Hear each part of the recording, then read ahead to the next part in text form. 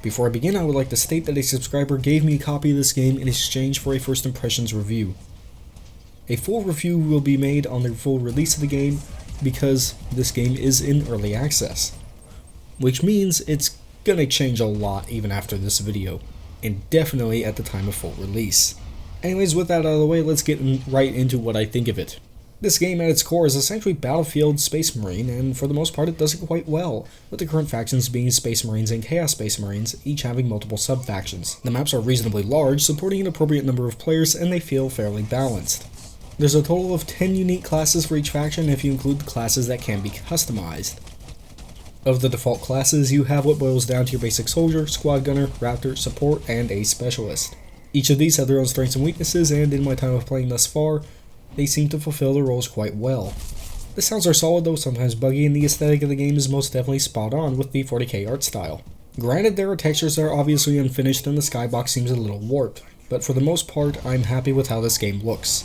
Executions, which can be done to enemies that are bleeding out, are appropriately brutal, though I do wish they had far more gore. The controls feel intuitive and responsive with fully rebindable keys. Now, not only are the keys fully rebindable, but you can assign multiple keys to one command if you wish to do so, which is undoubtedly a nice thing to see, along with multiple presets based on common control schemes. The only complaint I have with the controls is that getting to them is rather unintuitive.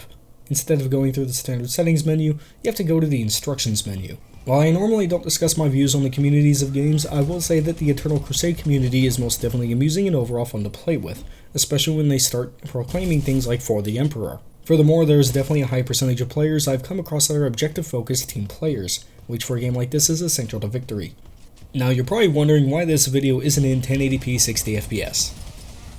Well, that is because the optimization for this game is, quite frankly, total shit. I'm lucky to achieve a consistent 30 FPS even when not recording and trying multiple graphical settings, not including those suggested in Steam forums, and other outside forums as well.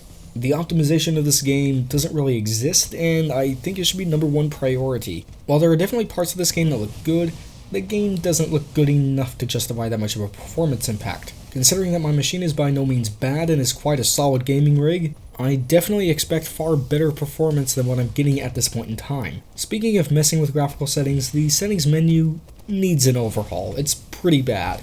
At the time of making this video, there are no individual settings for things like texture quality, anti-aliasing, shadow quality, depth of field, and so on. Almost everything is condensed into a single slider, ranging from lowest to max. Not impressive. Another setting that I definitely think is missing and needs to be in there is a field of view slider. When I first started playing, the field of view was incredibly low, resulting in headaches after about a half hour of playtime. They've increased the default field of view since I started playing, but nonetheless I would like to see this option made available so I can play at a higher, more comfortable field of view. Something I'm on the middle on at the moment is the character customization. As of now, when you create a new character, you choose a faction followed by some faction, and that character remains as such until you replace them. If my information is correct, the intention in the future is that each sub-faction will have different perks that make them stand out.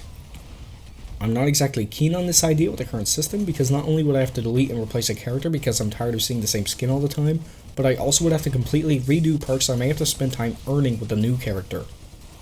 I would much rather see it done where you choose your initial sub-faction and perk once those are implemented and unlock the rest through challenges and ranking up. Now then, to whether or not this game is worth your money. Keep in mind, it is in early access, and in active development. It is constantly changing. Throughout the course of making this video, it has had several updates, and it is likely to have several more after this video. So what I will say on this game is, unless you are really enthralled on the idea of Battlefield Space Marine, go ahead and hold on to your $40 for a little while. Wait for updates, wait for bug fixes, wait for optimization passes. See if it's worth it then. If not, wait a little bit longer, and then decide from there. Go ahead and tell me what you think down in the comments below. If you enjoyed this, don't forget to share, like, and subscribe. I'll see you next time.